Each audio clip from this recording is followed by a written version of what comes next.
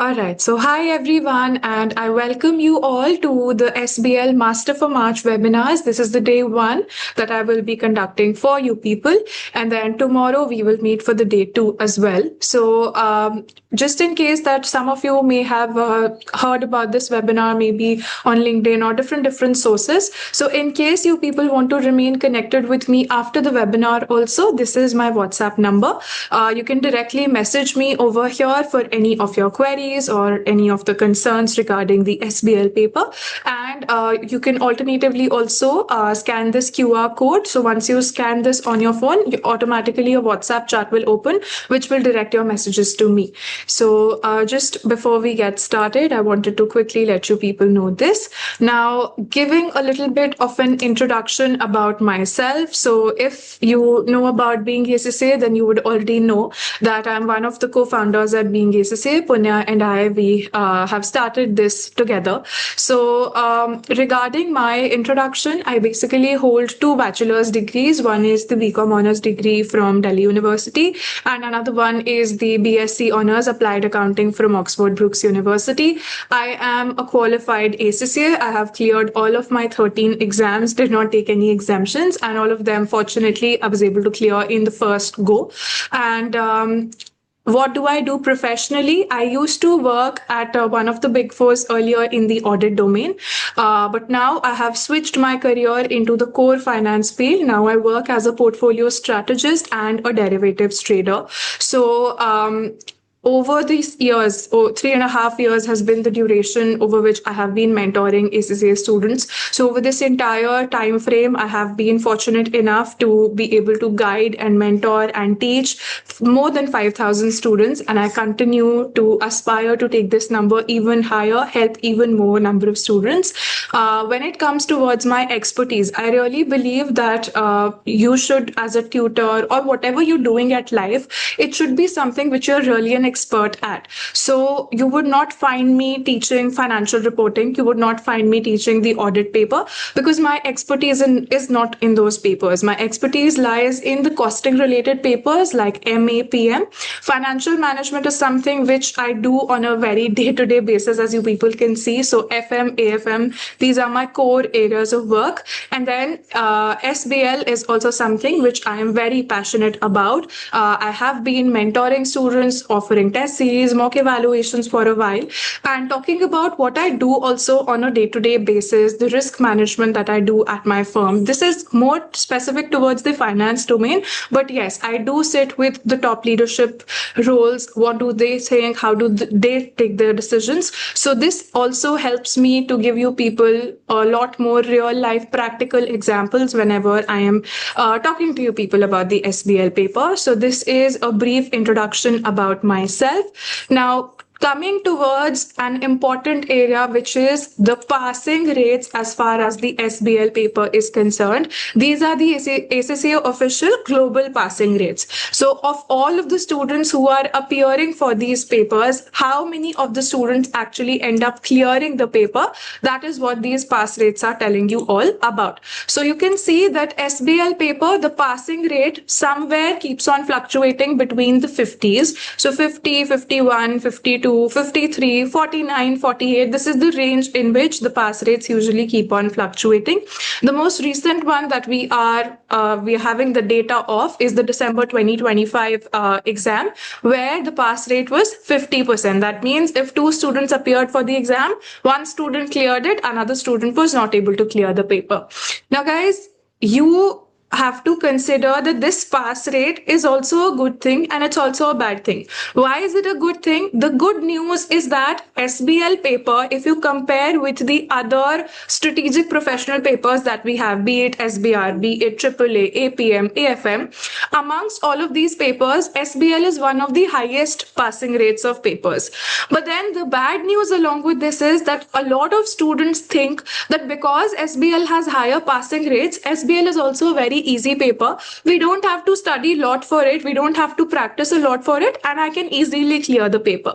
So both of the things are something which you people should be very considerate about. Yes, give yourself hope that it's not very difficult. So many people do it, so you will be also able to do it. But at the same time, do not let it become a hindrance to your performance. Do not let this number get to your head in a way that you end up thinking that this is something which you can take very lightly. SBL paper is one such paper. I think that some of the students who are here, maybe some of them could also be resitting their papers. So you know that not everyone, not 100% of the students clear the paper. So you have to be that one student out of the two students who are sitting for the exam. You have to ensure that you are that one student who ends up clearing the paper. So do not take this as, taking to the paper to be lightly, but at the same time, do not get scared also that it's very difficult. It is something which is totally manageable if you are putting it the time and effort that it requires. You do your drafting practice, you cover the basic concepts, and then the more you practice drafting in your SBL paper, the more better you're going to get at it. So drafting is the one which makes the SBL paper very different from the others. We'll also come in detail. We'll talk about it in detail, that how and why SBL paper is different from the other papers. So I'll take you people forward from here.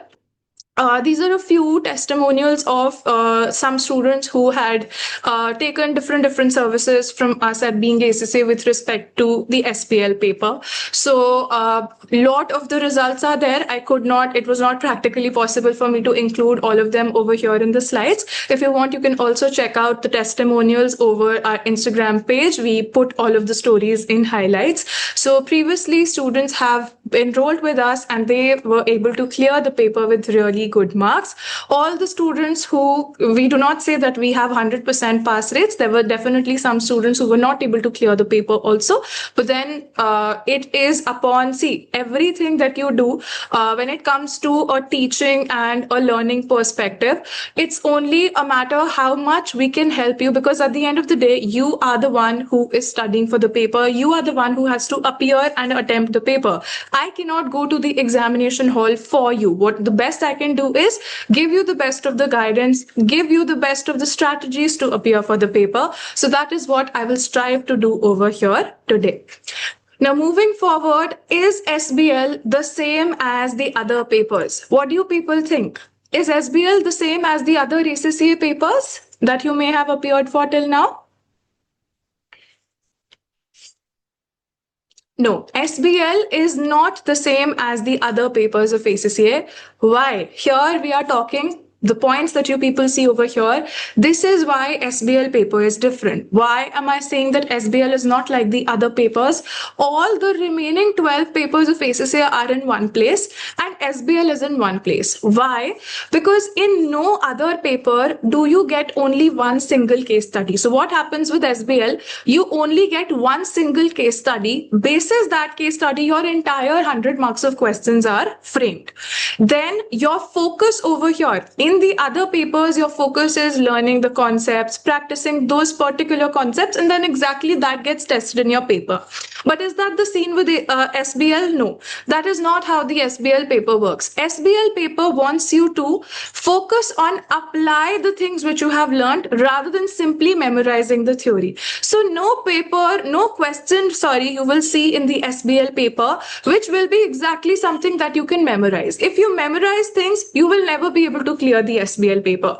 If you really want to clear the SBL paper, what is the thing that you have to master? You have to master drafting skills, right? You could be knowing the best of the concepts, but if you're not able to answer the questions properly, showing all of the professional skills and writing all of the relevant points, then you'll not be able to clear the paper.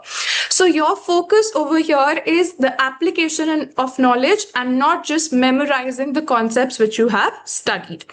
One more thing, how the SBL paper is different is that SBL is the only paper in which you have entire 20 marks out of your total 100 which are allocated towards professional skills. So technical requirements which will be asked from you are only worth 80 marks. Remaining 20 marks you people get for your professional skills.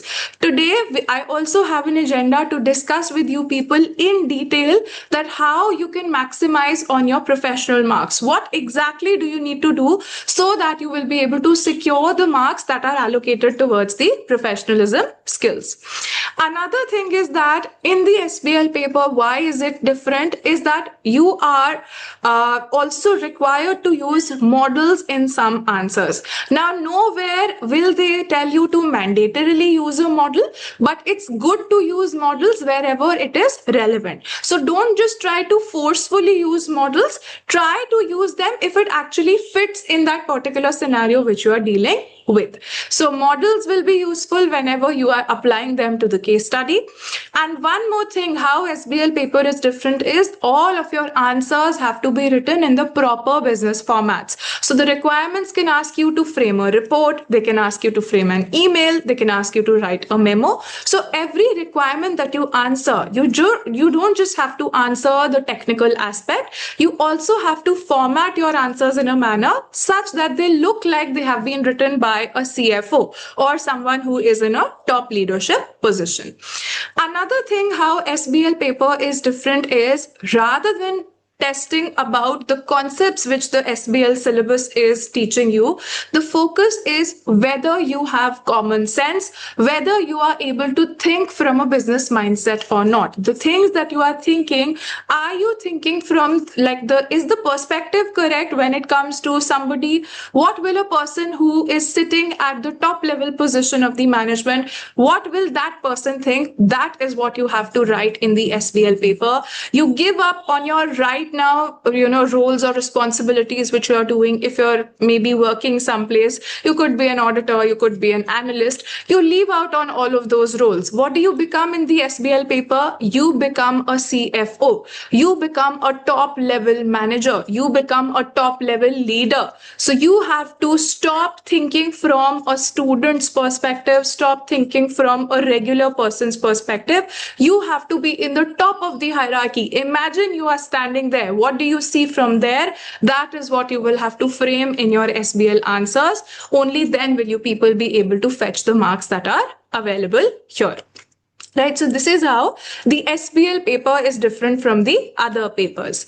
Do you all follow till here? Are you all with me? Yes? Okay, great. So now moving forward, this is the new format which ACCA has introduced from September 2023 onwards. So the way that your SBL paper will be tested is that you are given the pre-seen exam format. What do we mean by that? ACCA did not make any changes in the syllabus. So your syllabus remains exactly the same. But what has changed is rather than reading about the case study for the very first time on the day of your exam in the exam hall, ACCA gives you a pre-seen material which they are releasing 2 weeks before the exam. So right now, you people must be aware you're all attempting the SBL paper in the March sitting. So your pre-seen material is now available. Now this pre-seen is going to give you the background of the company in advance. So this is something you already know before you even enter into your examination hall. So what will happen on the day of the exam? On the day of the exam, you will be given some new information, which will be in 3 to 4 new exhibits that you will see for the very first time on the day of your exam. And then you have to answer 3 tasks on this particular case study. And these 3 marks will total up to the 100 marks of your total exam. So this is the format which ACCA have introduced from September 23, and this is which has been continuing, which will be applicable for you people also. The duration of your exam is going to be 3 hours and 15 minutes. So this is the time that you people are going to be getting for your exam. Now, can you people let me know how much does this translate to if you convert this time into minutes? How many minutes in total will you have for your SBL exam?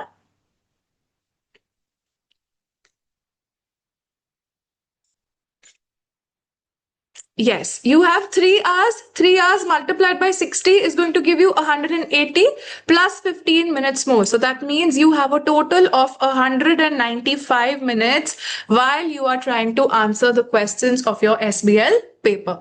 The pre-scene is also something which you do not have to memorize. You do not have to worry about this document, because this document will also be available to you people when you go to your exam. So in your exam hall, there will be an option on your screen which will say the pre-scene material. So once you click on that, you will be able to see exactly what has been provided to you people right now as the pre-scene material.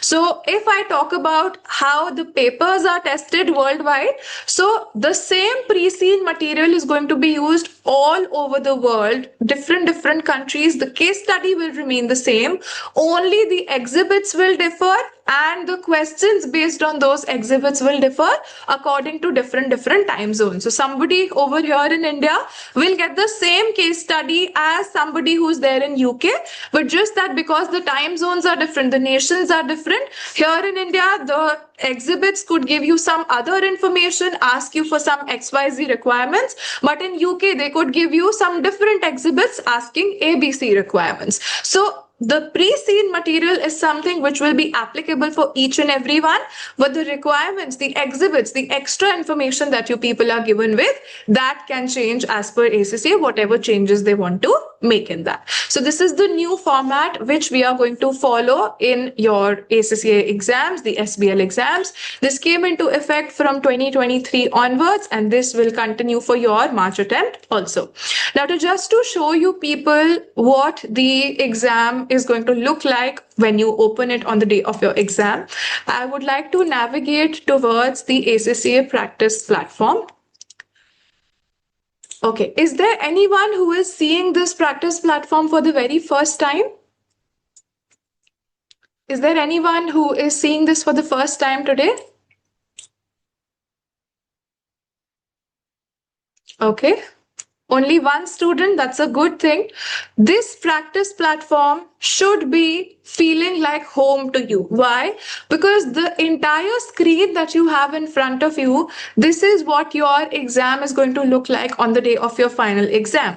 So you have to familiarize yourself with this particular layout, this particular format in a manner such that you become very comfortable working on it. So you people can see that on the right hand side of the screen, you are given with some generic information, some extra add-ons about the case study, and then over the left hand side that you people can see 4 exhibits have been provided. Pre-scene information is available. So whatever pre-scene you're getting right now for your March exam, that same material will also be available to you on the day of your exam. And further, you people can see that task has been asked. Task 1 is worth 34 marks, and then you're given with the word processor, spreadsheet and slides. So whatever you have to use for framing your answer, if the requirement is something which requires you to solve any numbers, then you will use the spreadsheet. If the requirement wants you to discuss some of the reports or memos, then you will use the word processor. And in case some of the slides have been asked, so then you will write your answer over here in the slide section. So you people can see slide 1, this is where you will enter the bullet points, and then in speaker notes you will give the explanation for your bullet points. So this is how the space is going to be provided. Now this space will be task wise. So here on these 3 response options, you only have to answer task number 1. Now where will you answer task number 2? When you click on next over here, you people will see task number 2. So all of the answers that you're framing for task number 2 will be solved over here in the response options of task number 2. And further, when you head towards task number 3, this is again for another 30 marks. So you will frame all the answers for these 30 marks within the word processor, spreadsheet and slides, which fall under this particular task. So please be very careful about this thing, because in case you are solving the tasks here and there, if I have solved task 3 in the word processor which was there under task 2, there are chances, if the examiner is moody, they do not have any obligation to give you marks. If you have not given the answer beneath task 3, they will consider that you have not answered the question. So please ensure that you're taking very good care of these small little things, because it may sound something very silly right now, but in case you end up failing your paper because of this thing, there wouldn't be anything more shameful than that. Because if you know the things and you lose out on marks because of these reasons, then what's the point of doing a professional qualification? So guys, please be very careful with these little aspects. Now I will take you people back towards our slides. So I have shown you people how the format of your paper is going to look like. We already know that 100 marks of requirements split into 3 different tasks will be asked from you people.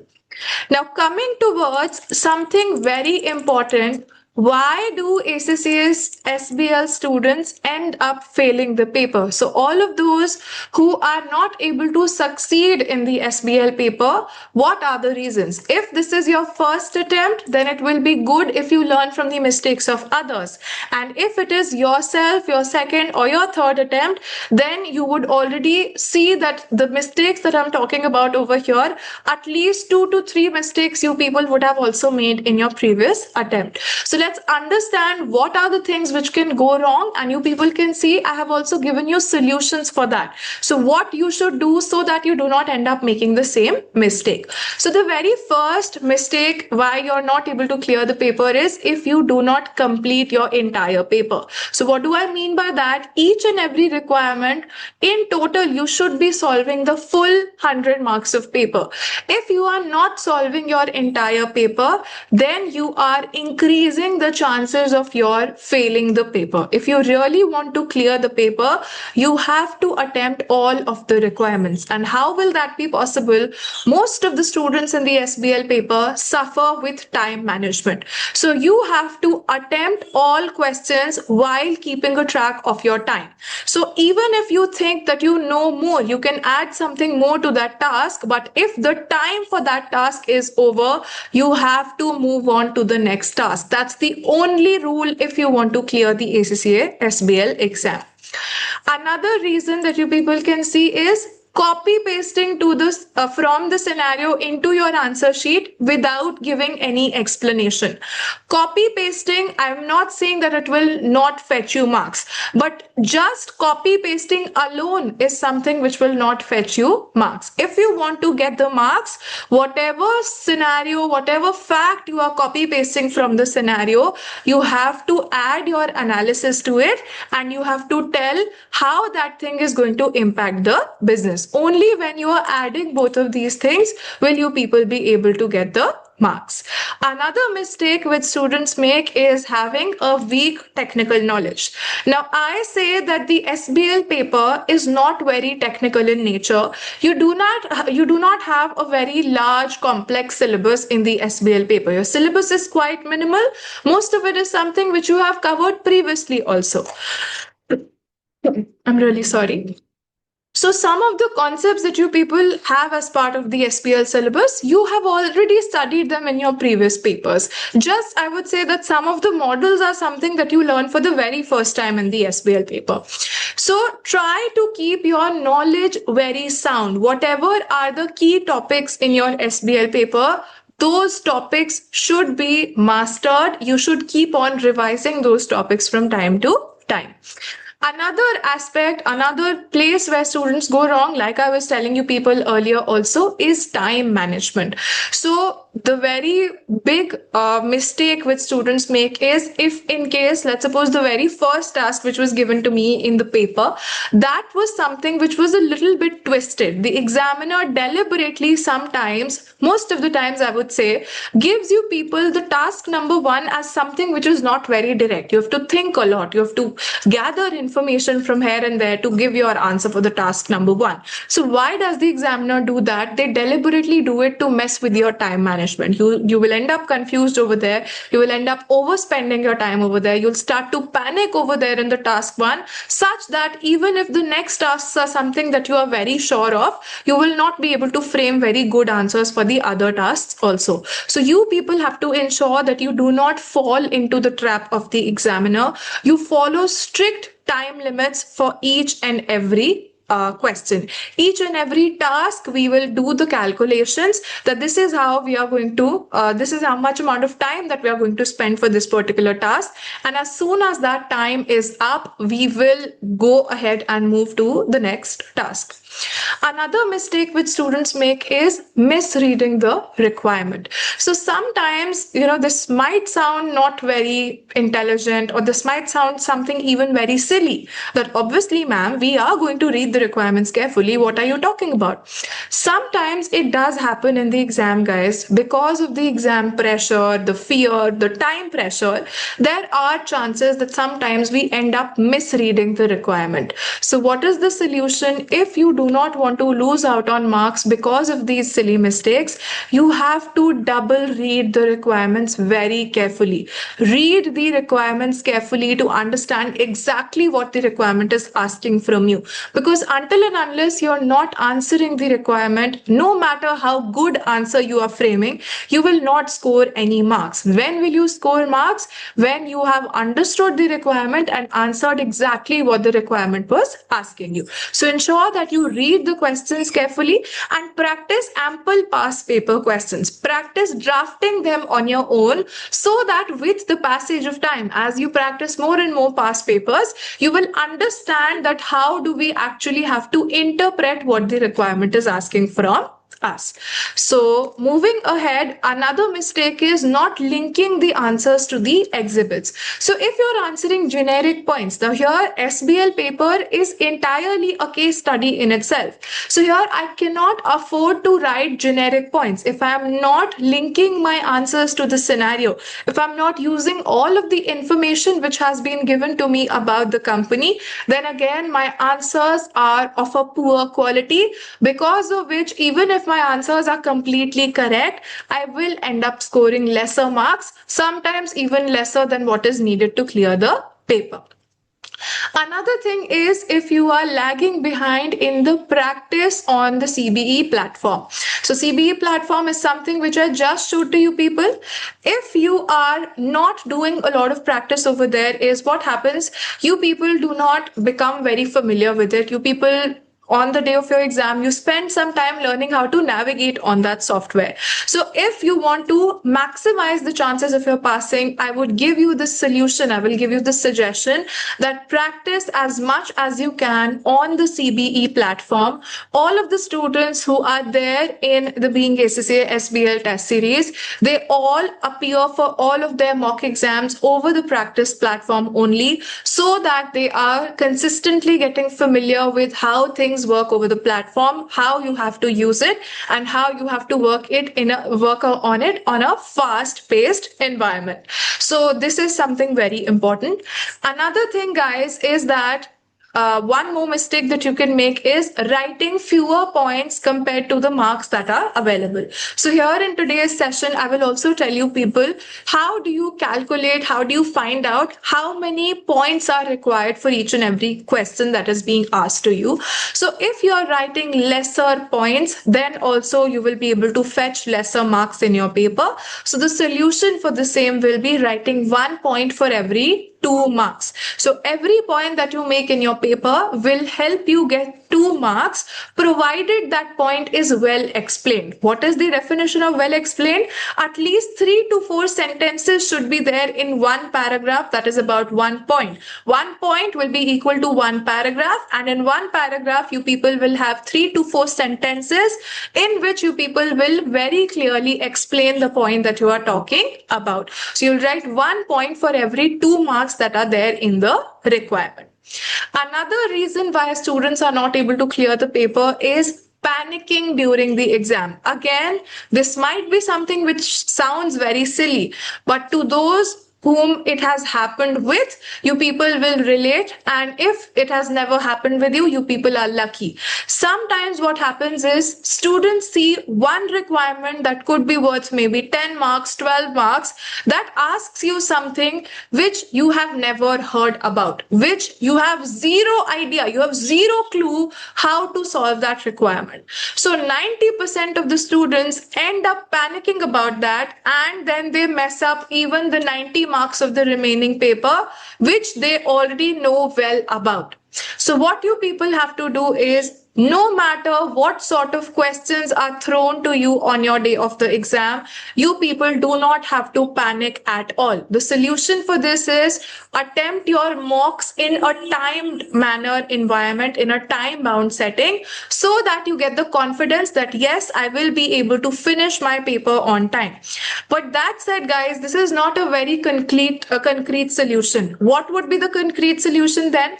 I am telling you that there is no concrete solution to panic. Why? Because in your ACCA SBL paper, it does not matter which attempt you are sitting the paper in. It's the March attempt, June attempt, September attempt, December attempt. It does not matter. In any attempt that you sit for the SBL paper, there is going to be at least one requirement, which is going to be a complete bouncer for you. It's going to be a completely blank question. You will have zero idea that how I have to solve this particular requirement.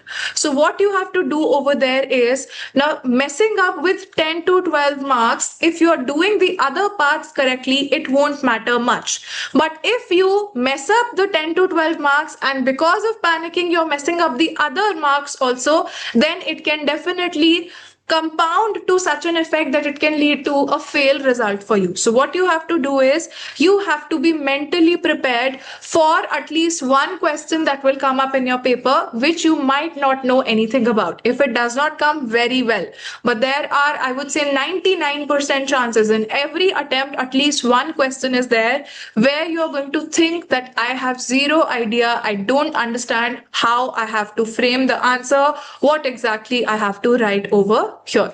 So the solution is, be mentally prepared for a bouncer question, for a question you might not know a lot about.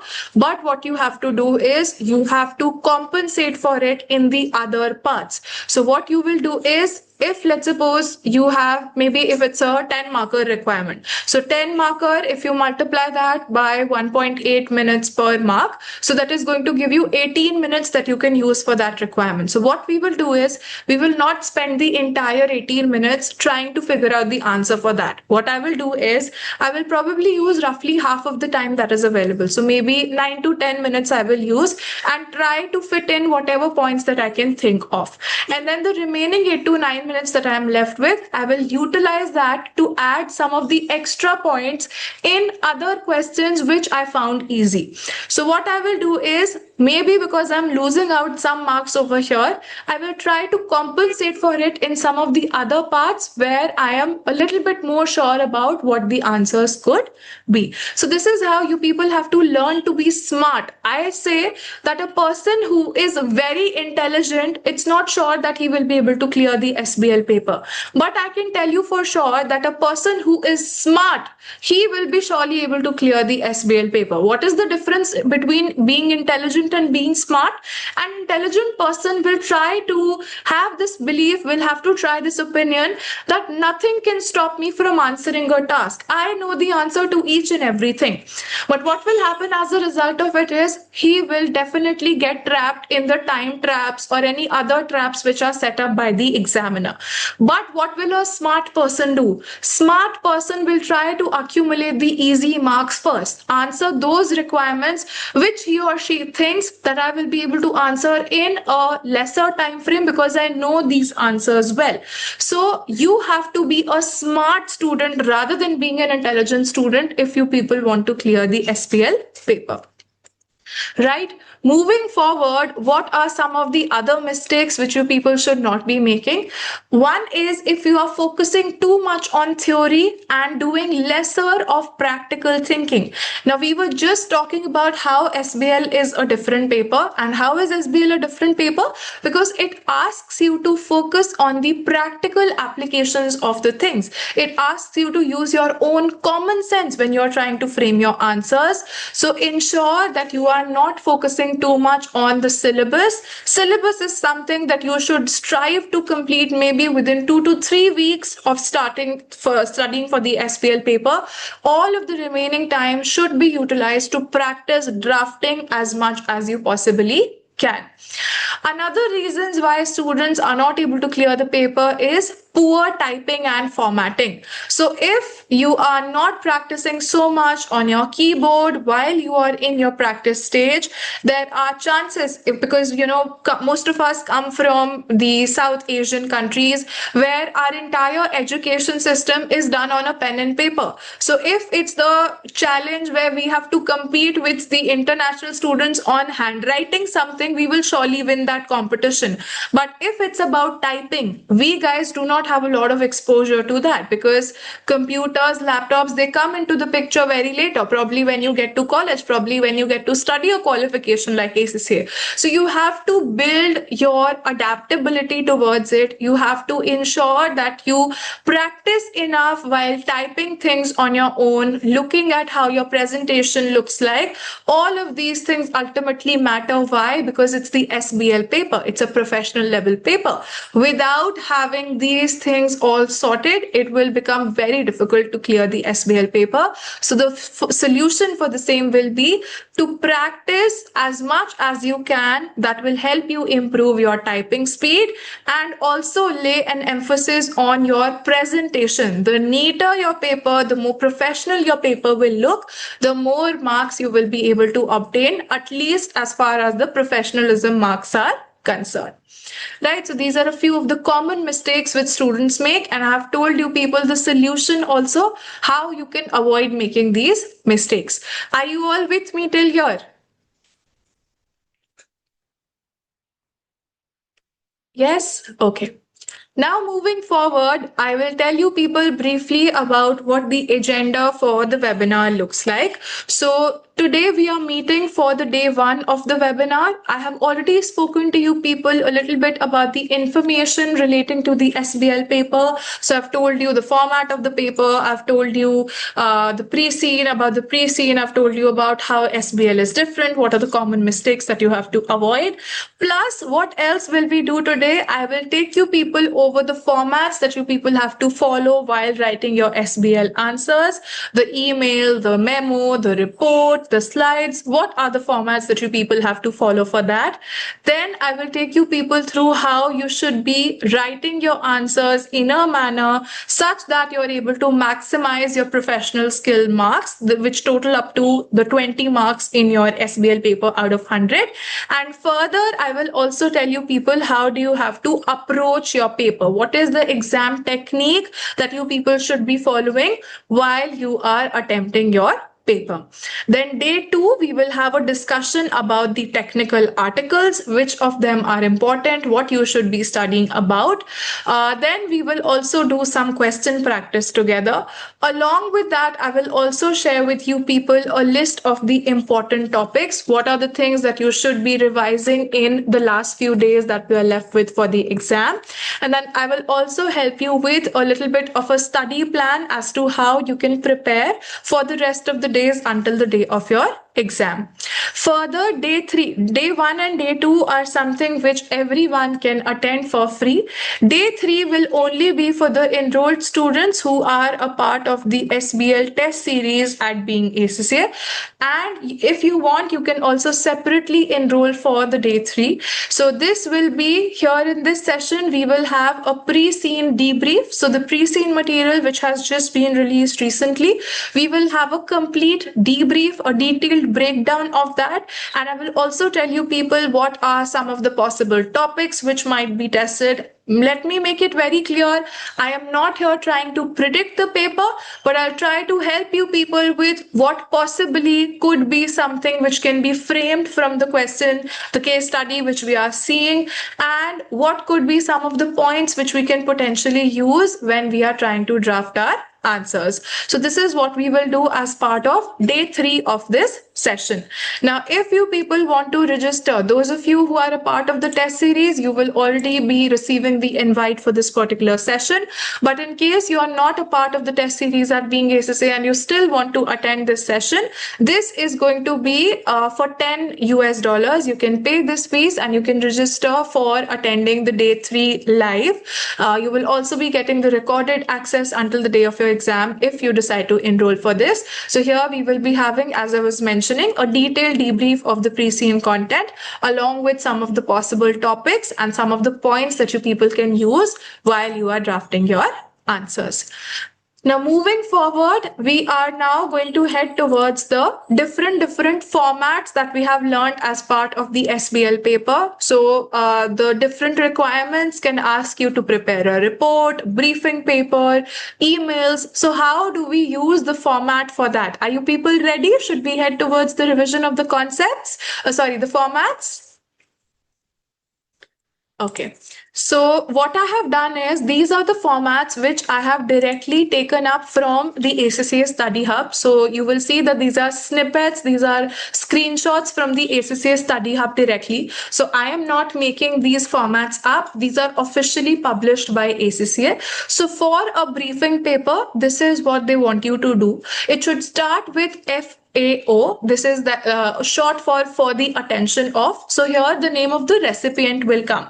So in case the question tells me to prepare a briefing paper for the CFO, so in FAO I will write CFO. Then I have to write about the subject. So what exactly am I talking about in that briefing paper? Subject, guys, you people let me know. Does it have to be very short or does it have to be very long? The subject line. Tell me, I want answers from everyone. Yes, you guys are absolutely right. The subject line should be short. It should be as crisp as possible, letting the recipient know that what exactly you are going to be talking about in the briefing paper. Then you should be using subheadings wherever it is appropriate, wherever you can use the usage of subheadings. What do you people think, guys? Is it mandatory to use subheadings in the SBL paper? Is it mandatory to use subheadings in the SBL paper?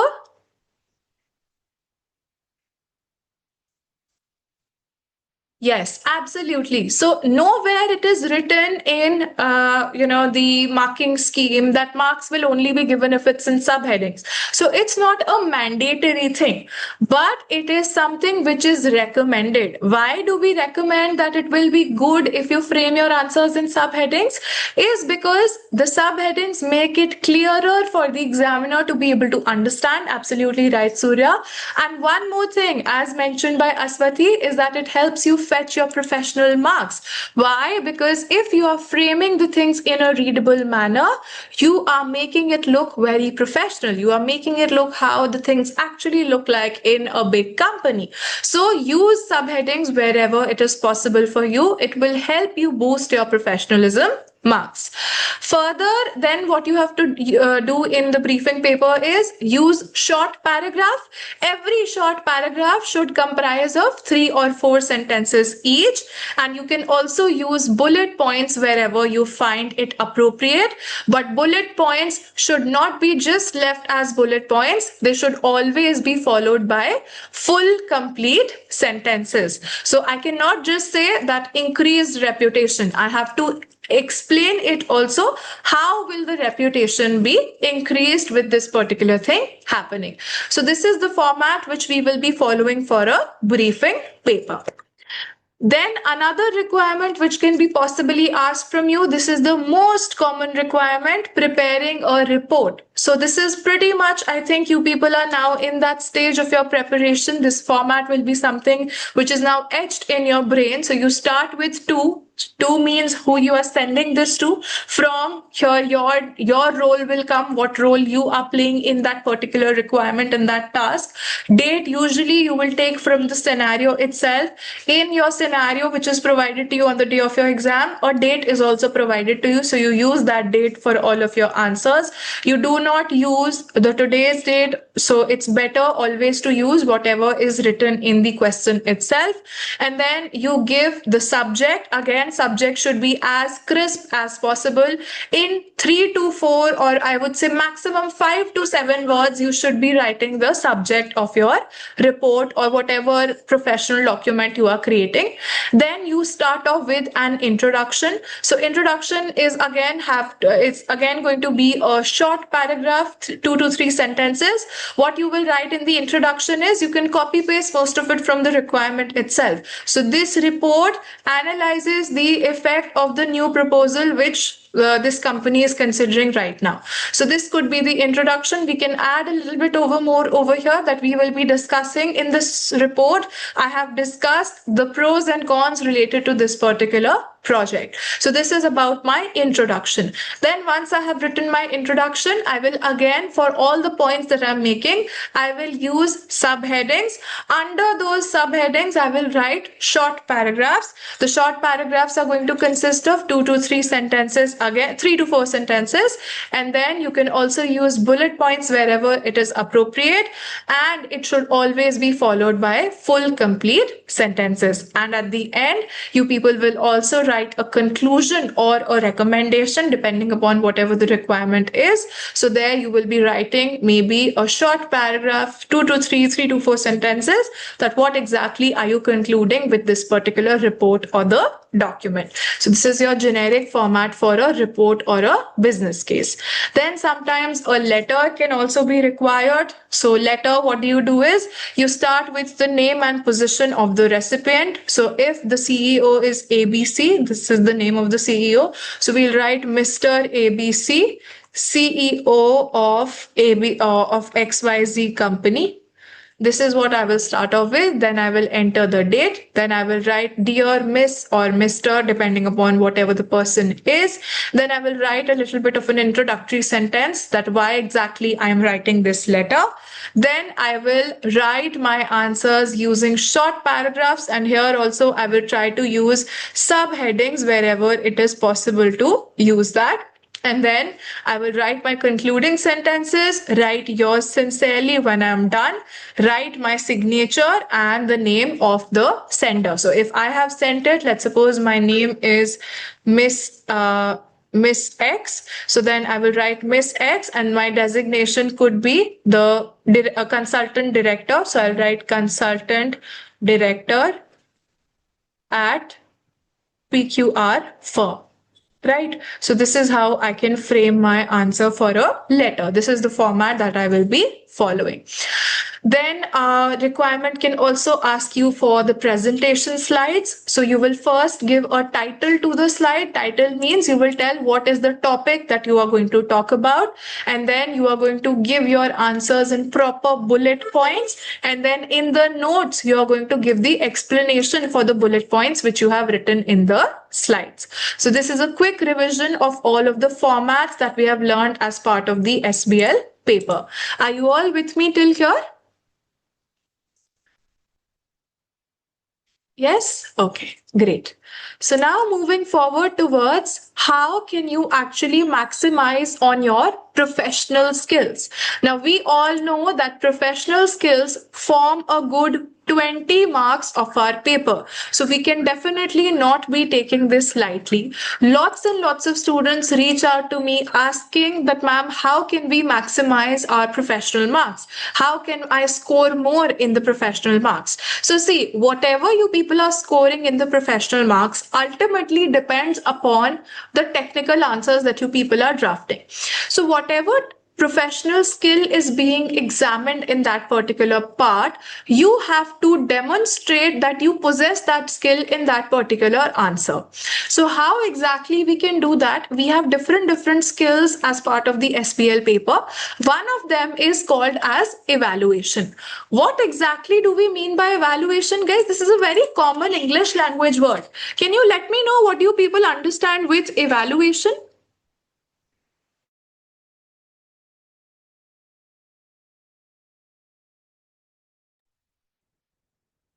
Okay, great. I'm receiving some answers. You people say we have to talk about the pros and cons. So it's a very good thing that you people understand that evaluation is not just trying to analyze what would be the benefits. We have to talk about the limitations also.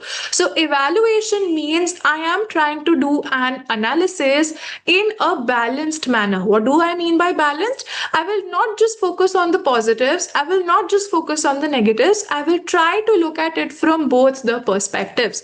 So if you are supposed to use evaluation skills, then you cannot just think about only the pros or the cons. You, in that particular requirement, you should be highlighting. If you want to get those evaluation marks, you people should be highlighting both advantages and the disadvantages. And guys, if I ask you people, let's suppose it's a 20 marks of requirement. So ideally, how many points will I be writing over there? I have just told you people that every point that you write can fetch you 2 marks. So if it's a 20 marks of requirements, how many points will I be drafting over there? It will be 10 points. Now, yeah, 10 or 11 if you're able to frame more. So more the better. Definitely one more, one less in some of the parts where you are not able to get the points. So 10 points on an average we should be drafting over there. Now, guys, is that necessary that at least, the ratio has to be equal? 5 pros, so there should be 5 cons also. Is that necessary? No. Absolutely right, guys. This is not necessary. It's not mandatory that you have to create a balance between pros and cons. It does not have to be equal.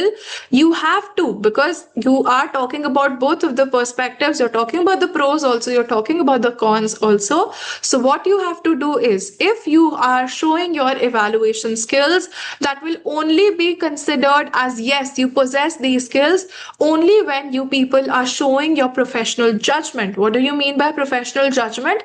As a professionally qualified person, you have that opinion of your own to be able to judge things on your own. So as per your perspective, as per what you think, should the company go ahead with this or should they not? So you should show your judgment and you should give a clear, proper conclusion that this is what the company should do. And you cannot just say that the company should do this. You have to give a reason for that also. So you give a proper judgment with a conclusion, properly explaining the reason why you are coming to that particular judgment. So if you are doing all of these things, then you will say that yes, you possess the evaluation skills. And if the requirement asks you to, let's suppose in the question it's given, critically evaluate, then you will have to focus even more on the limitations, on the possible problems, on the possible things which can go wrong. So limitations, risks, these are the things that you people will focus even more upon if the requirement asks you to do a critical evaluation, right? This is how you understand how evaluation has to be implemented. And one tip which I can give you people, if you want to do good in the evaluation skills, just think that evaluation is not just describing about something, that this is an apple, this is red in color, this is a description. With evaluation, we're not doing a description, we're not telling this is there, this is there. What are we doing with evaluation? We are judging. Will it be good for the business? Will it be bad for the business? So whenever you see the word evaluation written in the professional skills, automatically keep your mind to focusing upon what are the good things about it and what are the bad things about it. Are you all with me on evaluation? Yes, understood? Okay, moving forward now towards the second professional skill, which is communication. What do you mean by communication? Both of us, you and I, we are communicating. I am speaking, so my mode of communication is speaking in the manner of communication. You people are giving me emoji responses, you people are giving me written responses. So both of us, we are doing communication, but it's different forms of communication.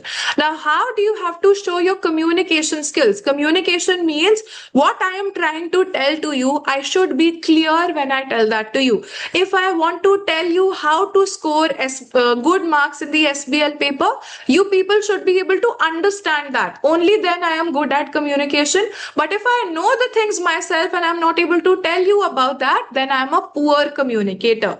So at the leadership positions, at the top level leadership positions, you are expected to be a person who has good communication skills. So how do you show whether you have good communication skills or not? Communication means you have to present your ideas clearly such that the person who is sitting in front of you is able to understand the point that you are trying to make, and at the same time your communication should be in a professional manner. I should not be using random slangs, I should not be using random short forms in my answers. My answers should look like I am talking to a person. A professional is talking to another professional, a professional is talking to another stakeholder, shareholder, directors, public. So it's very important that you are giving your ideas clearly as well as professionally, following all of the formats. Always you people have to consider who you are writing to. Who are you preparing the report, the letter, the press release for? Is it to the director? Is it to the shareholders? Is it to the general public? So depending upon who is your audience, the way that you are talking will also change. So for example, if I tell you people, the way that you talk to your parents will be a certain manner. The way that you people talk to your friends will be very different to the way that you talk to your parents. The way that you talk to your friends will be different to the way that you talk to your siblings. So depending upon who is your audience, you have to mold the way that you are communicating also. If you are talking to a director, we can discuss the internal wrong things which are happening in the company. But if I am talking to the shareholders, can I tell them that this thing is currently going wrong in the company? Can I tell them very openly that things are going wrong in the company? No, right? So I will have to at least try to sugarcoat things. Yes, exactly, Aswati. They're going to panic if I tell them something negative. So things have to be communicated in a strategic manner. That is communication skills. So what you have to do is you have to keep a note of your tone accordingly. Who you are talking to, you have to set the tone in that manner, and you people have to use the correct format. So if it's asked for a report, you use the format for a report. If you're asked to write an email, you use the proper format of the email. So be very careful with your formats. And another thing is maintain the tone which is suitable for your role. So whatever role you people are given in the question, ensure that you're framing your answers also as per if you were actually standing in that person's shoes. So these are a few things if you take care about, you will be able to show good communication skills. One tip again which I will give over here, if you want to score marks in communication, is you have to write your answers in such a manner such that they are clear. That means they are easy to understand, they are looking neat, they are relevant. Relevant means I am only including that information which actually matters. I'm not trying to bombard the recipient with unnecessary extra information, and it should also be appropriate for my target audience. I should be talking about the things we should be talking about. Some things are meant to be discussed with the shareholders. That thing, or some things which is meant to be directors, it cannot go or it cannot be passed on as it is to the shareholders. So these are the things which I have to be mindful about if I want to score good marks in the communication skills. Are you all with me till here? Yes, allow me just one moment. My laptop needs charging, so I'll just take one moment, get my charger.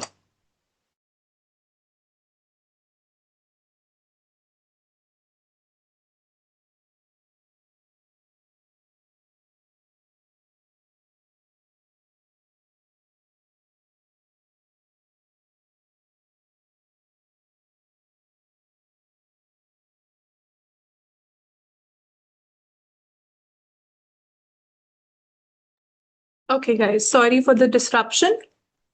Now moving forward towards the third skill, that is analysis. Yes, evaluation we have discussed. Now we are moving towards the next skill, that is analysis. Now what do we mean by analysis is we are trying to find out the reason why things are happening a certain manner. So analysis means we are trying to find out the reasons why a problem is happening, a change is happening. So whenever the question asks you to demonstrate the analysis skills, what you have to do is you have to explain the root cause. Root cause means the reason why the problem is happening. So you have to focus on why something happened, not just what happened. Everyone knows what has happened, but whenever you're doing an analysis, you have to show why that particular thing happened. So link your explanation very clearly to the case study, whatever is given to you in the case study. Try to find out the reason from there and then give your analysis based on that. So what would be the one thing to remember if you want to score marks in analysis is analysis simply means being able to identify, first of all, what is the cause of the problem. One thing wrong has happened with the company. Now here you are explaining why did this thing go wrong? Why did this happen? So you identify the cause and then you explain the impact it's going to have on you. So let's suppose giving you people a very commonly thing which is tested in SBL. Some client data was hacked by some of the hackers. Now this is a problem which has happened in the company. Now you people tell me what could be the cause that some hackers were able to get into the system. What could be the cause for it?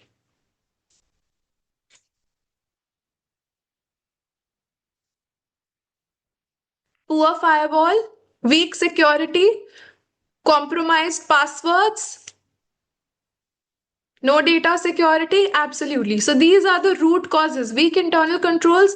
These could be some of the reasons because of which this problem has happened. Now, once you have told that this is the reason why this problem happened, the next thing you have to do is tell what is the impact of it. So now if the data of the clients, data of the customer is stolen, what is the problem? How can it impact the company? Very good, Aswati. We are facing reputational risks. We will lose out on the trust of our customers. The customers may not want to come back to the company. Legal risk. Very good, Hitanshi. Whenever the customer data is at stake, even the government is also involved over there. People can file cases on us and we are going to have to bear the legal consequences. So all of these things will be the impact of the thing which has happened. So what exactly do we have to do in analysis? We have to identify what is the cause, what is the reason why that thing happened, and then we talk about what will be the impact because of it. Yes, customers will not trust you. Very right, Chetna. And the loyalty of the customers can be gone. So this is how we demonstrate the analysis skills. Are you all with me on this? Should we move to the next skill? Okay, let's talk about the skepticism skills now. So skepticism means you people would have heard this word before also, especially if you people are done with the audit or the AAA paper. So skepticism means questioning everything. If I'm telling you this happened, let's suppose I went to a party, you people did not come to that party. I am telling you that this thing happened at the party. So if you are believing in what I am telling you blindly, then you are not a skeptic person. But every detail that I'm telling you, you people are asking me follow-up questions. Oh, really? If that happened that way, how did that happen? So that is skepticism. Skepticism means questioning the information rather than believing it, rather than accepting it blindly. So how do you demonstrate skepticism? You should challenge whatever statements are given to you using logic, using facts, using the evidences which you are able to find in the case study. So point out anything. If in case you want to show skepticism, you should point out anything where you think that a lot of clarity is not there, where you think this could be wrongly estimated, incorrectly calculated, or something which might not be possible, unsupported in the real world. You have to ask the relevant questions in case the information is not completely given to you. So let's suppose we are evaluating a new project and it's a project in a new country. So we are not given any information about the political scenario of that country, the legal rules and regulations of that country. So these are important informations. Before I move to do my business in another country, I have to know these basic things. So this is skepticism. How can you demonstrate skepticism? One tip which I would like to give you people here is try to use different phrases which I have mentioned over here. This may not be appropriate. So directors believe this thing. So you challenge their belief. Why will this not be appropriate? Give the reason. So you say the directors believe that this will be a good thing, but this may not be appropriate because XYZ. This is the reason according to me. This should be investigated further. So whatever calculations we have done so far, we have not yet taken the impact of these items. So we should investigate further. Then if there is not enough information available, you say that it is unclear whether this will happen, whether that will happen that way. So use terms like these. This will create a potential risk for the business. All of these things will show your skepticism. What you're doing is you're not accepting whatever is being told to you. You are trying to question that if this happens, then that will happen. If that happens, then maybe it will be a reputation risk for the company. So this is how you people will show your skepticism. All with me? Should we now head towards the last skill? Yeah, okay. So this is the last skill now in front of you. This is called as the commercial acumen. What do we mean by commercial acumen? Having a business mindset. So usually if you talk about, we have some of the communities who are very famous for doing business nicely.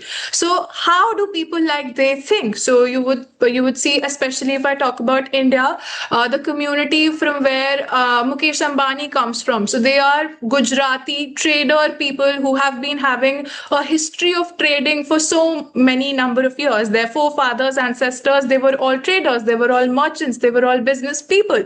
So when you come from a perspective like that, your mind automatically thinks about the business, how business operates and how do you make money.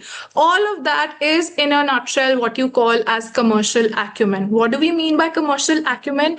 It means how well do you understand how do businesses work and how do businesses make money.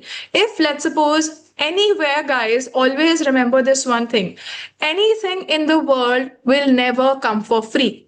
If someone is offering something you for free, there has to be some other motive behind it. Nothing in the world, you would have heard this saying that there are no free lunches in the world. So that means if let's suppose you are getting something for free, there could be another ulterior motive behind it. There could be some promotion that the brand would want to do. If let's suppose you are saying that brand is giving free samples. So why does a brand do that? Because they want to promote the use of their product. They want to increase the marketing of their product. You'll tell different number of people I got this product for free. So they will get to know about that product. So anything and everything on the planet Earth is happening for money.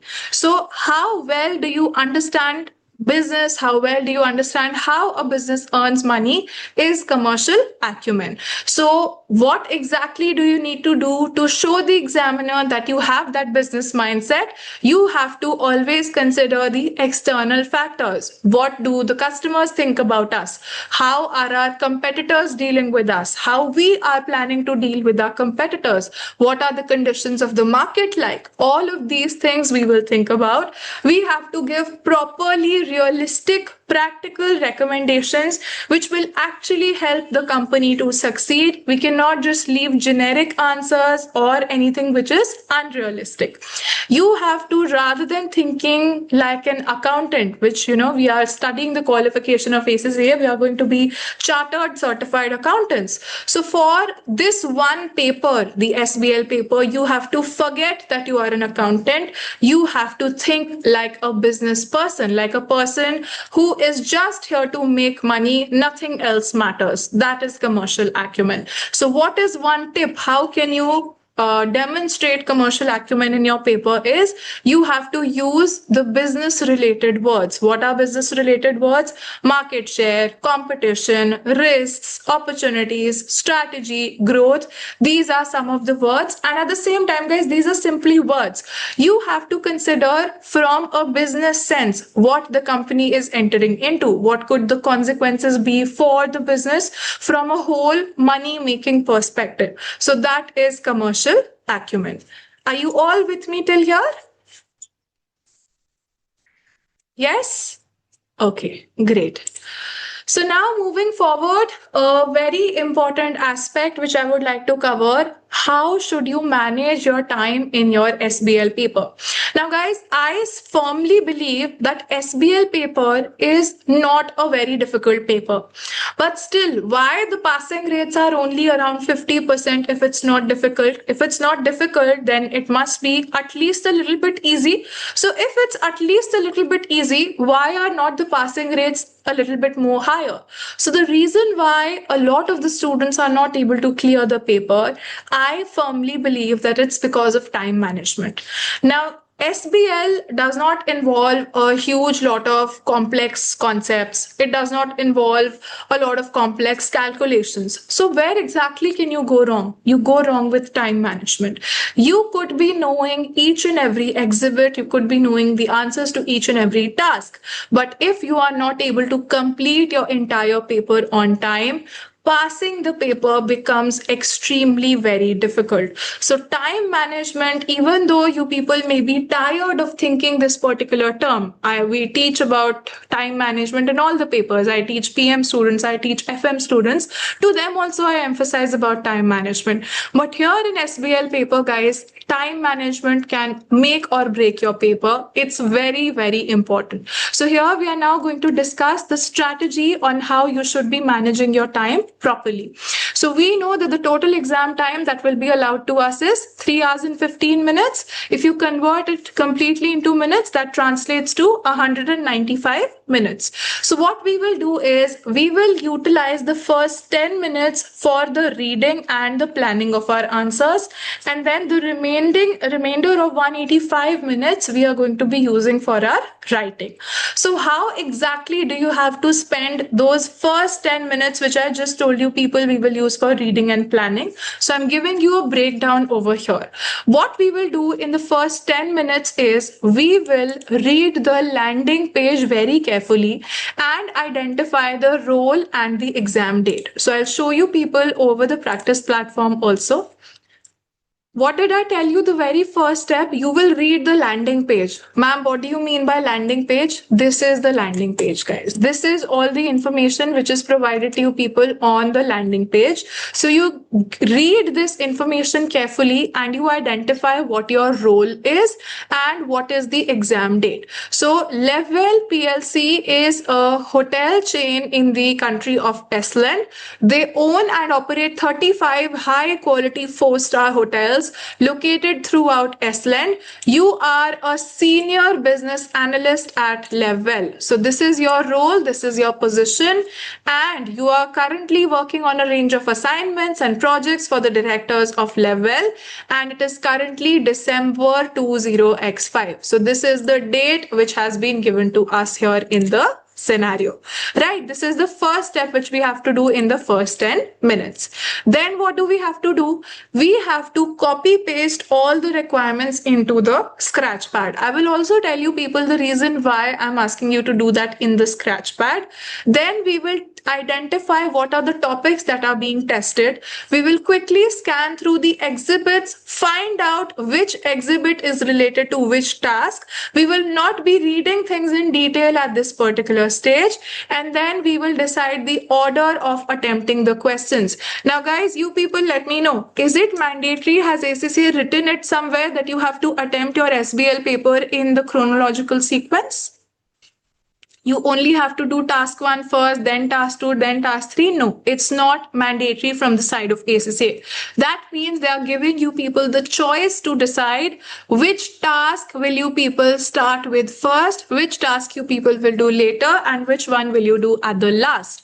So that means if I was in your position, how I used to work in my exam also, I started off with the easier tasks first. Some of the tasks are relatively something which at the very first glance, when you're reading the task, then only you understand that, okay, these are a few possible points that I can frame over here.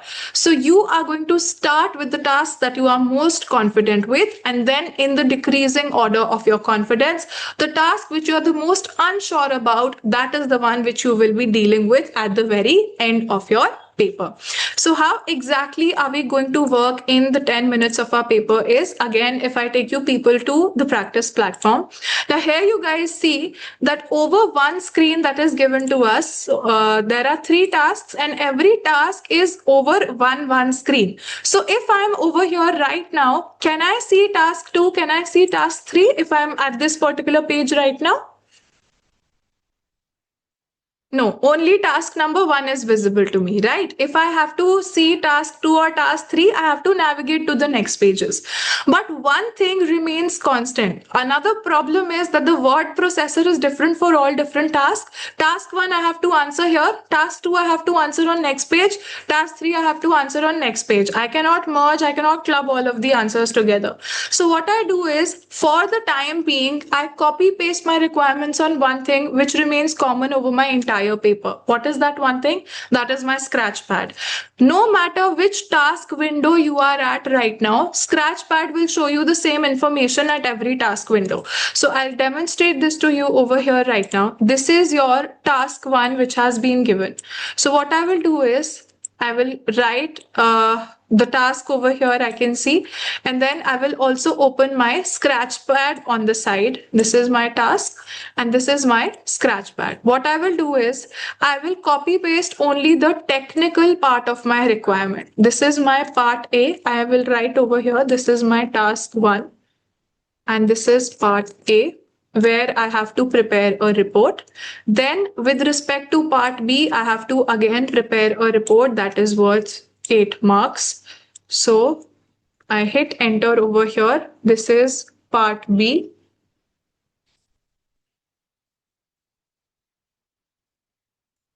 This is part B, right? Then further, if I move towards the other requirements, task B is all that I have till here. Then I move towards task 2. So if I again open the Scratchpad over here, you people can see that all the information is still visible to me. So here I will say that this is task 2 and what are the different parts that are related to it. So task 2, I can again see that there are 2 tasks within this. So this is the part A. This is my part A, and then I will talk about my part B also. Part B is prepare a briefing note. So I have again copy pasted my requirement over here. What I will do is, I will again close everything, move towards the task 3 window. This is my task 3. So here also there are 2 requirements. I will again copy paste the 2 more requirements which are given to me. So this is task number 3. Part A. So what does the part A require me to do? I have to prepare a briefing note for the CEO, something. I am copy pasting, not reading the requirements a lot right now. Then 2 presentation slides have to be prepared. So these are the tasks which are required from me in different like these are the sub requirements that are required from me in different parts, right? So far what I've done is simply blindly copy pasted what exactly I am supposed to do. So this is what I will do in the first 10 minutes of my paper. I have copy pasted. Then what was the next thing that I was telling you? You have to identify what topics are getting tested in each of the tasks. Now I was blindly copy pasting the task till now. Now I will actually read the task. What exactly are the tasks asking me to do? For part A, I have to prepare a report for the CEO, which is going to assess the attractiveness of Duelit as a potential acquisition for Level, taking into account both financial and non-financial factors. So what I have to do is, I am underlining my core requirement. I have to talk about the attractiveness. So what are the financial factors we should consider? What are the non-financial factors we should consider? Then part B wants me to prepare a briefing note for the CEO, in which I have to give the advice on how the risk relating to the integration can be mitigated. So I have to give the solutions, how the risk can be reduced, how the risk can be mitigated. Then part A of the task 2 requires me to prepare a briefing note which is going to assess the advantage and disadvantage of the financing methods. So there is some acquisition that we are doing. So for that acquisition, we are considering 3 options. That is what I can see from the requirement itself. I have to discuss the advantages and disadvantages of all of the methods. Then for part B, I am supposed to prepare a briefing note which will evaluate the levels of power and interest of the 5 stakeholder groups. So this topic is basically stakeholders. Then another task 3, part A, wants me to advise on how to manage the change process. So something is changing. I have to tell how this change process should be managed during the implementation of the new HMS. So some new software, some new system probably is going to be implemented. I have to advise how the change process should be conducted. And lastly, I have to give 2 presentation slides, wherein in the first one, I have to talk about the benefits of introducing a responsible business committee.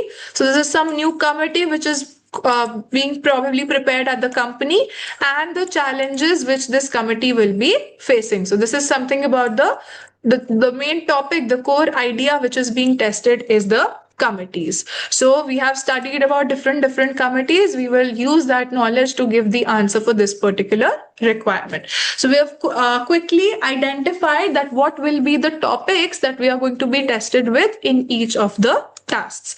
Now guys, different tasks we are also given with the different exhibits. So now what we will do is we will try to find out that what task I will be able to answer using the information given in which particular exhibit. So if you people see in the part A of task 1, I have to identify the attractiveness of the potential acquisition. Can you have a look at the name of the exhibits and tell me which exhibit will give me the information to answer this particular part?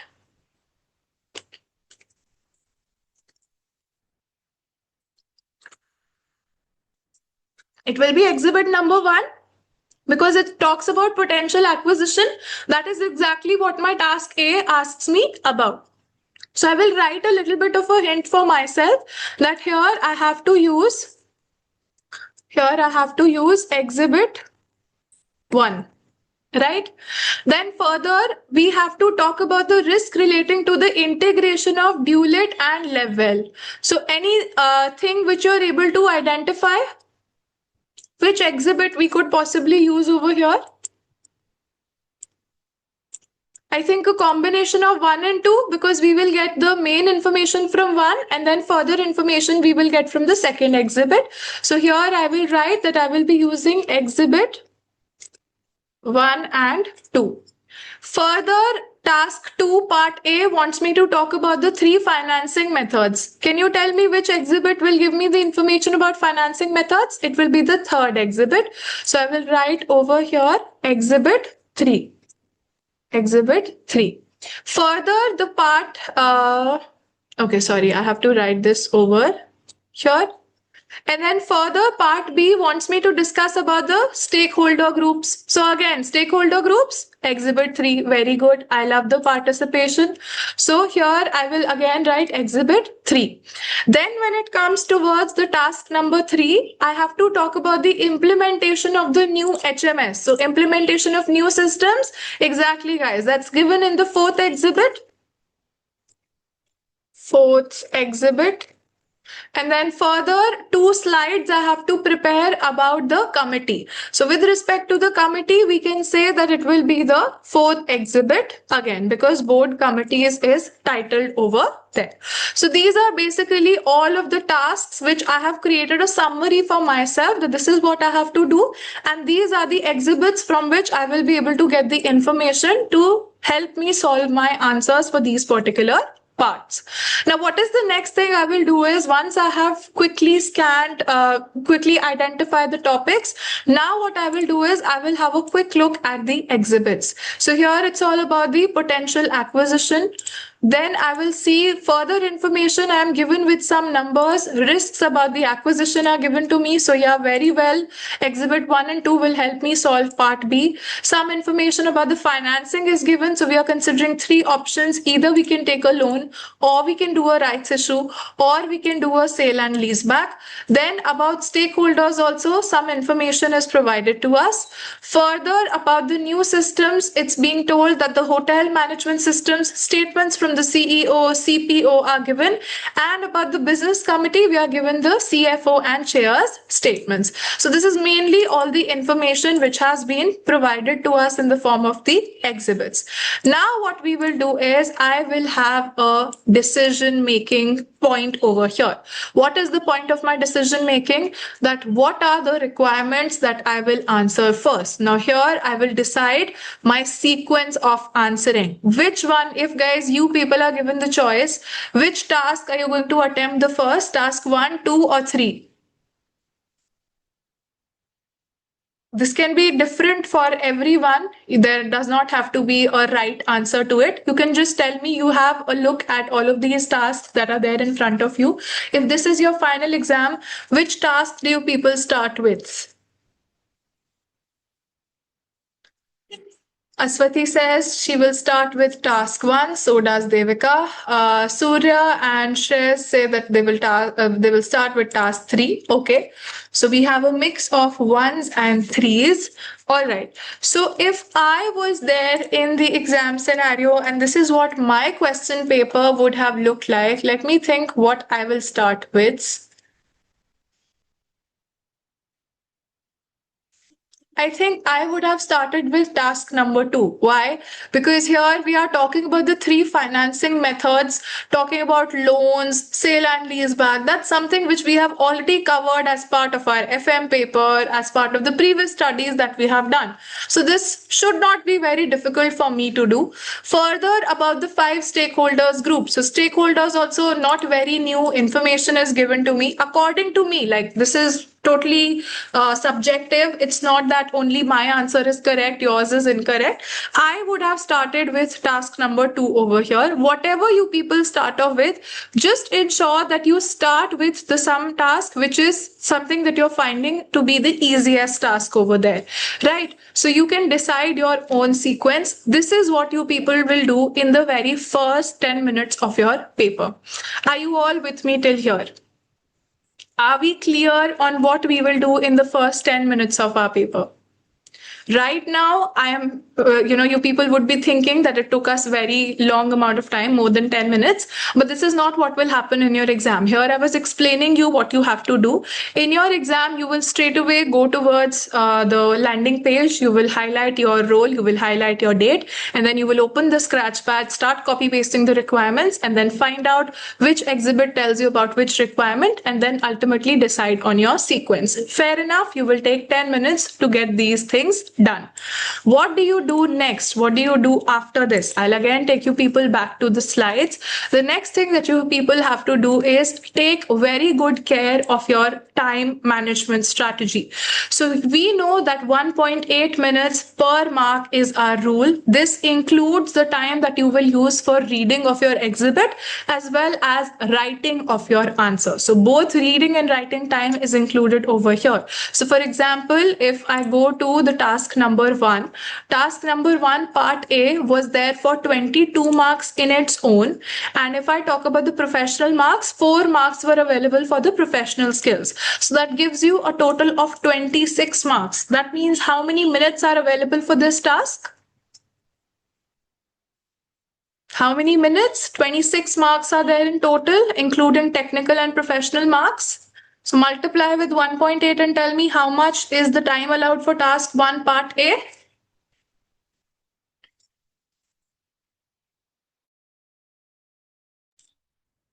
All right, so we have 47 minutes for it. So what we will do is we will first bifurcate our time between what are the different requirements and what is the time which we are going to utilize for answering that particular requirement. So once the allocated time, you yourself have decided how much is the allocated time by taking the marks multiplied by 1.8. Once that time is up, you have to move to the next question. And what is the tip that you people can follow, that you people can can listen to if you want to keep a track of your time properly.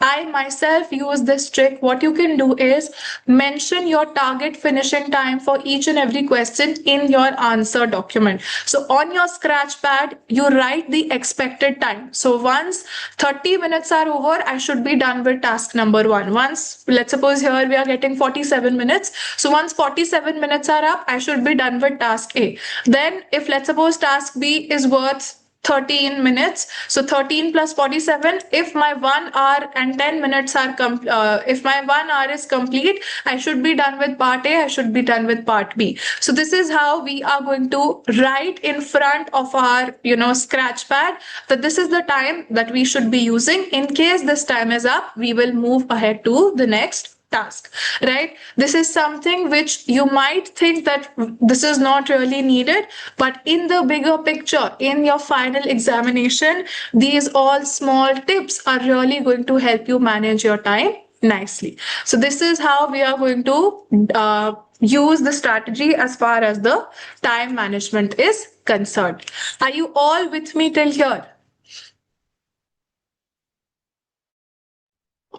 Yes? Okay.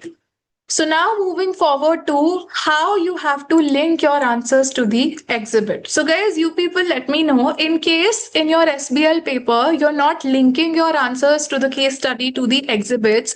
Can you tell me if you will be able to score good marks? No, you will not be able to score the marks. That means to be able to score marks, I have to link my answers to the exhibit. So how do you exactly do that? That is what we are going to discuss now. So what you have to do is you have to read the relevant exhibit carefully and pick out the important points for your answer. Any points which you think you can use for your answer, you can highlight those points when you are reading your exhibit.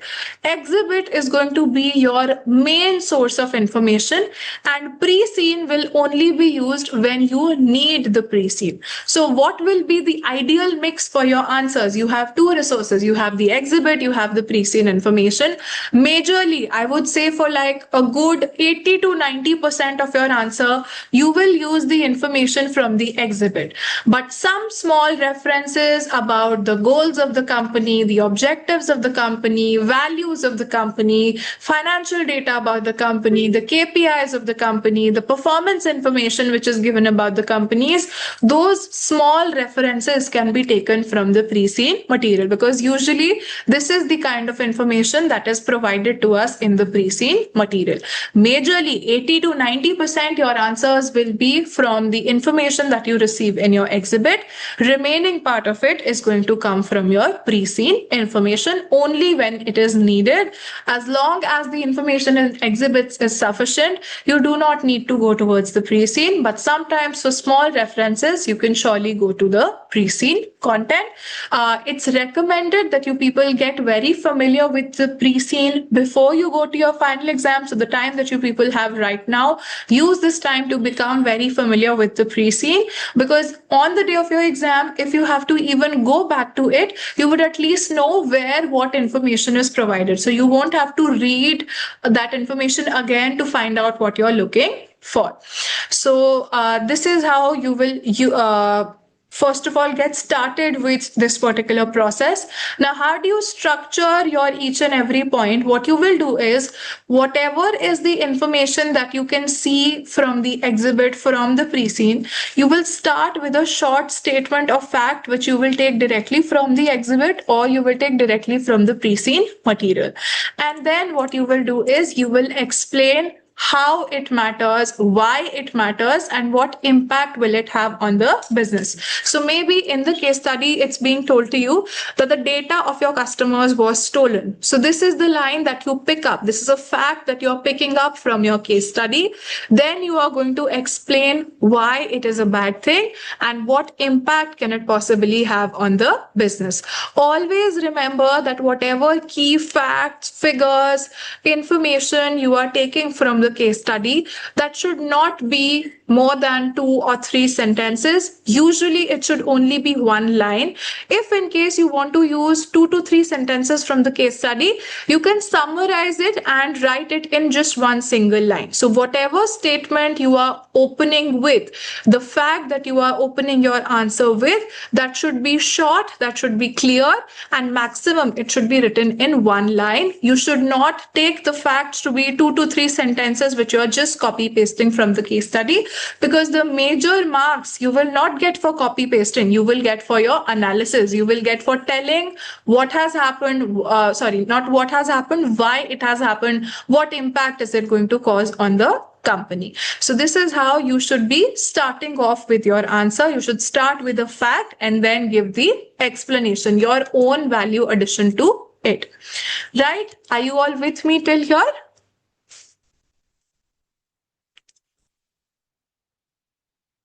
Yes? Okay.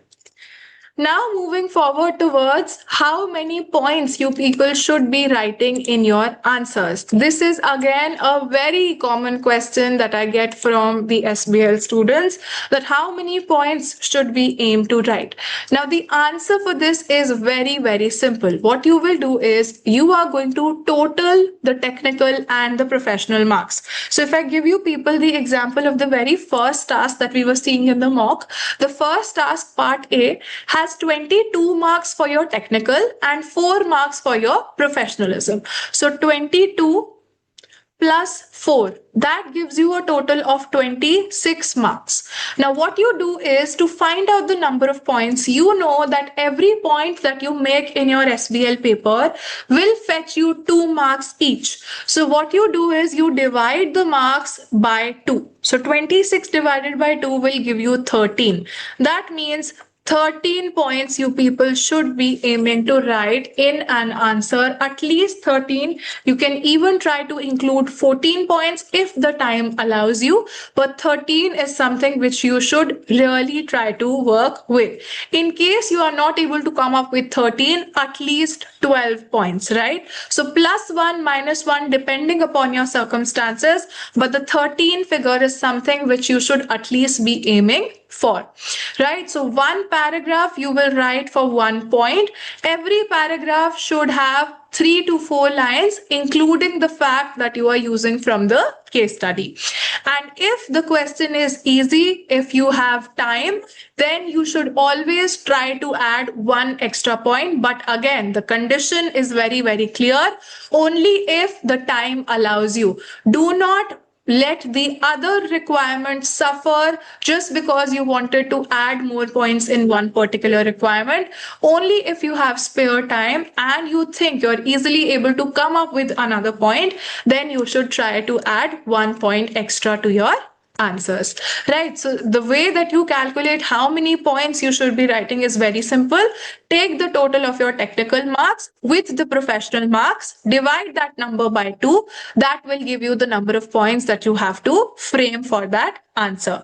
But this rule that I'm telling you, this will apply for all the cases, all the tasks, except some of the situations.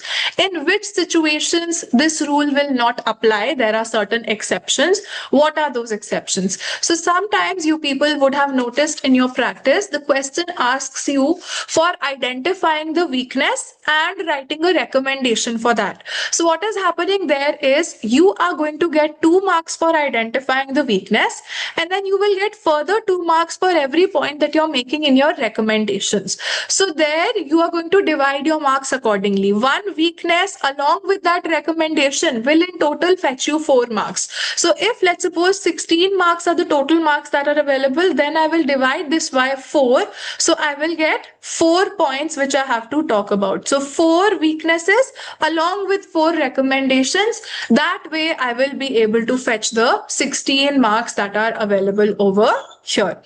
Again, if the question is asking you for risk and recommendation, so risk also you get 2 marks, recommendation also you get 2 marks.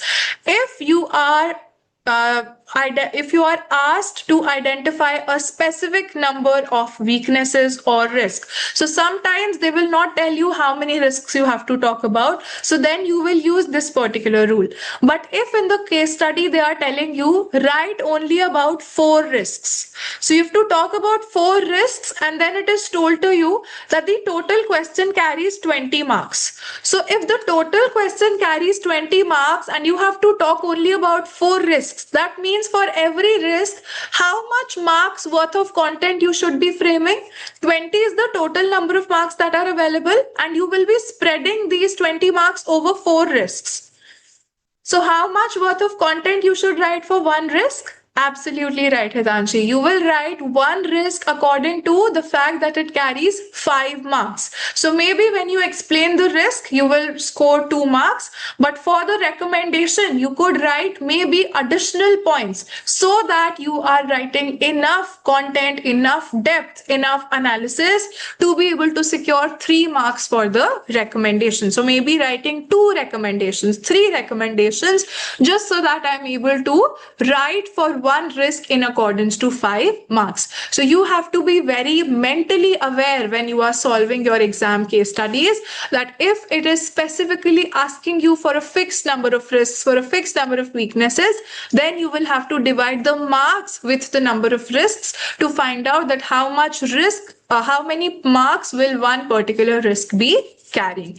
And in case the presentation slides are required to you, then what you will do is you will divide the number of marks by the number of slides. So maybe if I tell you about the level scenario only, in task number 3 we were told to do the slide related requirements. So in task number 3 I will quickly navigate with you people also, so that you people are also with me on this. So you see over here in part B, you are being asked to prepare 2 presentation slides, and this is 12 plus 4, that is 16 marks that you have to spread over 2 slides. That means one slide will carry how many marks, guys?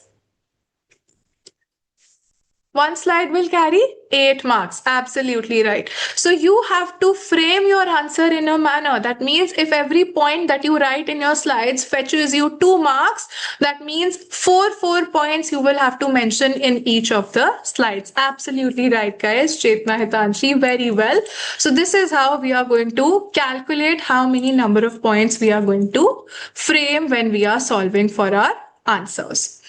Are you all clear now that how will you decide the number of points that you have to write? Yes? Okay, great. Now moving towards how do you have to draft your answers. Now guys, the very backbone of the SBL paper, the very crux of the SBL paper lies in how you draft your answers. If you are drafting your answers well, nobody can stop you from passing the SBL paper. But if you know the concepts, but you're not able to draft your answers well, then no matter what you do, nothing will help you clear the paper. So drafting is something which is completely non-negotiable in the SBL paper. If you want to succeed, you have to learn how to draft your answers properly. So now I will discuss with you people how exactly you should be drafting your answers in the SBL paper. So the very first thing that you people should be careful about is prepare the format as the very first thing. So every requirement that's given to you in the SBL paper, it will come that you have to prepare a report for the CEO, prepare a memo for the CEO, prepare slides for the CFO. So here, the format is the first thing that you should start to work upon. Even before you think what exactly you have to do, you can blindly start writing the format for that particular report or email, whatever has been asked from you. That's what you start off with. Second thing is, how do you draft your answers? Like I was telling you people earlier also, you start every point using a case study fact which has been given to you. It could either be some of the information which you have seen in the exhibits. It could either be the information which you have seen from the pre-seen material. So you start giving that particular fact, and then you explain the impact. And what is the manner in which I'm going to draft my answers? I have to use a paragraph style. So that means in one paragraph, I will be framing 3 to 4 lines. One paragraph is essentially equal to 1 point. One paragraph is essentially equal to 1 point. So every point that I'm making, I will be explaining that point in 3 to 4 lines. So in those 3 to 4 lines, I will first write the fact. Fact will usually be 1 line. And for remaining 2 to 3 more lines, I will be explaining the impact of that thing which has happened according to the case study. Now, for every point that I am making, I will try to use subheadings wherever it is possible for me. I will only not put a subheading when it's completely impossible, when I'm not able to figure out what the subheading will be. But for 90% of the requirements, you people should be able to use subheadings. The more subheadings you use in your answers, the more neat they become, the more presentable they look, and you gain more on your professional marks. So please be very careful. Just today also, I was evaluating some of the mocks which were submitted by the SBL test series students. And in one of the answer scripts, I remember there were very lengthy paragraphs. So I had written a feedback for that particular student telling him that you have to use short paragraphs. 3 to 4 lines when you are done with, 1 point is explained. You switch your paragraph. You insert spaces wherever possible. This is exactly what my next line is about. You have to leave 1 line blank between the paragraphs so that the readability is better. Nobody, guys, we are now living in today's time where we are literally thriving on the short form content. If you talk about reels, if you talk about in YouTube shorts, everyone is literally hooked to the short form content. So in today's time, the attention span is not so much that we will read the long essays. Even from an examiner perspective, nobody prefers to read long essays. We all want to have short paragraphs so that they are easy to read, they are easy to differentiate that how many points exactly the student has made. So you have to leave 1 line blank between the paragraphs so that you are letting the examiner know that this is 1 point, I leave a line in middle, and then this is the next point which I am making. So this improves the readability, it improves the presentation, and ultimately it will help you fetch more professional marks also. One more thing is that you have to pay attention to the strong words in the exhibits. What are strong words? Significantly, notably. So you use them in your answer. Whatever are the words which are strong words given in the exhibits, that this has significantly affected this has notably affected this. These are the things which you should also be using. You should be actively putting that in your answers. Then another thing is that wherever it is asking you people to deal with risk, the weaknesses, and then you give the recommendation for that risk or that weakness, you should use a tabular format. So what do? You create a table in your answer, and in that table you create 2 columns. So in one column, you will write about the risk, and in the other column, you will talk about the recommendations. First, you talk what is going wrong, what will happen because of it. Then you give the recommendation that this thing can be done to fix this particular risk. So this makes your answer again more presentable, again helping you fetch more marks. And one more thing that you people should remember, what I have seen with the SBL students is they will try to deliberately use a model even when it is actually not suitable for that particular requirement. So guys, use models only when it is relevant. Avoid the forcing usage of the models when it is not necessary. I will let you people also know about this thing, that the models that we have in SBL, usage of models in your answer does not fetch you any extra marks. If you have not used the model, but you have given the relevant points, you will still earn the same marks as the person who has used the model and given the relevant points. So the main concern is framing of the relevant points. So just for the sake of inserting a model forcibly, you do not guarantee yourself good marks. What will guarantee you good marks?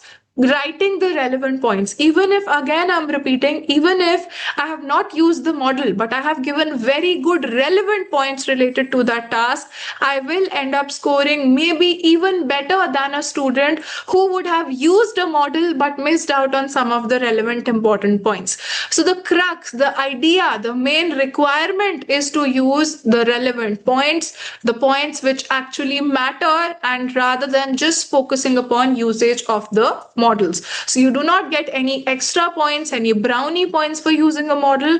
You do not lose out marks because of not using a model. So this is something that you should have at the back of your mind. Models are only meant to help you improve your answers.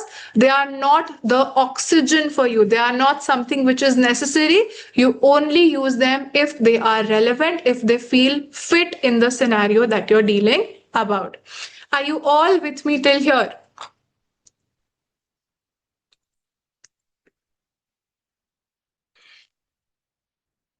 Okay, great.